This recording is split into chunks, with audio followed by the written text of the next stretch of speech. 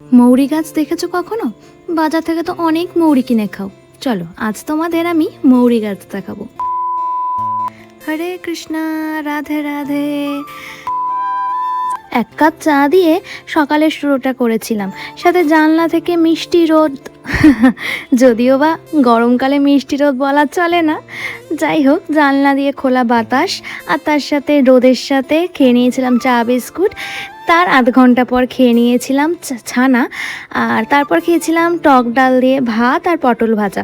তারপর স্নান সেরে আজকে বৃহস্পতিবারের পুজো দিয়ে দিয়েছিলাম ঠাকুরকে। আজকে পান্তুয়া মিষ্টি দিয়ে পুজো দেওয়া হয়েছে, তার সাথে তুলসী পাতা দিয়ে দেওয়া হয়েছে। আর এই ধূপটা জ্বালিয়েছি, এই ধূপটা কিন্তু আমার খুব প্রিয় ধূপ। এটার গন্ধ আমার মনে হয় খুব ভালো লাগে ঠাকুরের, আমারও ভালো লাগে। আর বজরংবলীর চরণে দিয়ে দিয়েছিলাম তুলসী পাতা।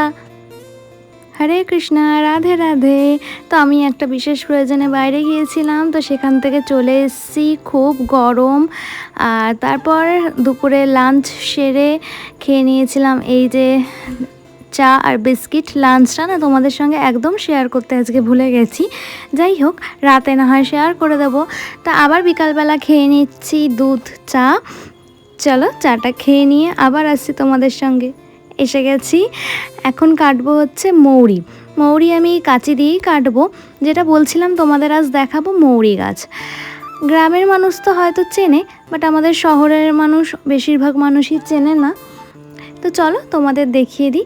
এই মৌরিগুলো এই যে এই গোড়া থেকে আমি কেটে দেব।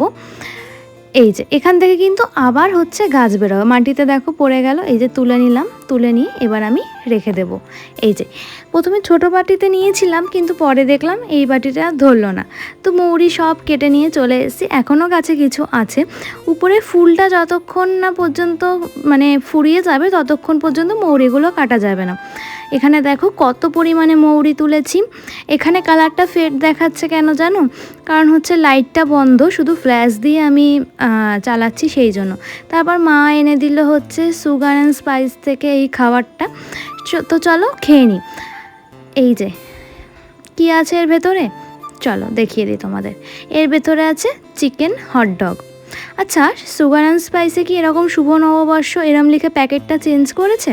তোমরা জানলে কিন্তু অবশ্যই জানিও। আমার মনে হয় শুভ নববর্ষের জন্যই করেছে, যেহেতু বাংলা পয়লা বৈশাখ গেল 14 তারিখ না 15 তারিখ গেল, সেহেতু হচ্ছে প্যাকেটটা চেঞ্জ করেছে। আর এই সাইডে আমি খেয়ে নিচ্ছি হটডগটা। খেতে কিন্তু বেশ ভালোই লাগে এগুলো। হটডগের থেকে চিকেন 65 দিয়ে যেটা এরকম ব্রেড দিয়ে করে, ওটা খেতে আরও বেশি ভালো লাগে আমার।